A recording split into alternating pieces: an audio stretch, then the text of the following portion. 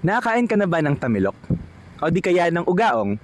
Silang dalawa ay magkaparehong shipworm at ang tamilok kilalang kumakain at nakatira sa kahoy. At kung namangha ka na doon, paano kung sasabihin kong may kapamilya silang mas kakaiba pa? Tara, wave check tayo.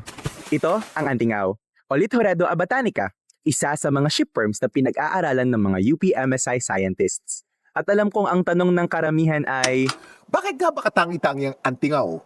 Ang antingaw ay isang uri ng shipworm at yung mga shipworm karaniwang mahahanap sa kahoy. Subalit yung antingaw makikita natin sila sa mga bato, particularly yung limestone rocks, at sila lang yung kilala so far na nasa freshwater environment. Pangalawa, ang antingaw ay related sa mga clams, pero yung antingaw pahaba yung katawan niya. Tapos meron din siyang kakaibang shell, hindi siya katulad nitong mga common na clams. So pangatlo, endemic yung antingaw sa Pilipinas. Kasama siya sa ating Filipino Pride. At dahil doon, na-nominate siya sa International Mollusk of the Year Award. Ano ang Mollusk of the Year at bakit importanteng manalo ang antingaw dito? Ang International Mollusk of the Year Award ay isang competition hosted by the Senckenberg Institute at itinatambok dito ang iba't ibang klase ng mollusk. At ang mananalo sa competition na ito ay mabibigyan ng oportunidad na ma-sequence ang kanyang whole genome. Bakit po importante ang DNA sequence ni antingaw?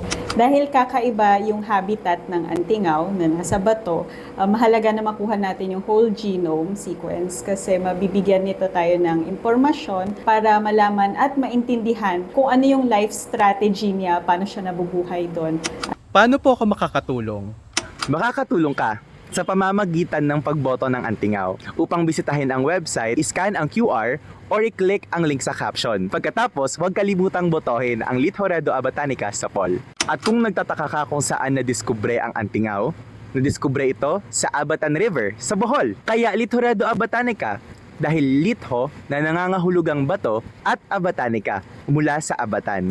Isa lang ang antingaw sa mga patuloy na pinag-aaralan ng UP-MSI scientists. At tulad ng shipworm na nadiskubring may microbes na may potential antibacterial property, ano pa kaya ang maaari nating madiskubre sa antingaw?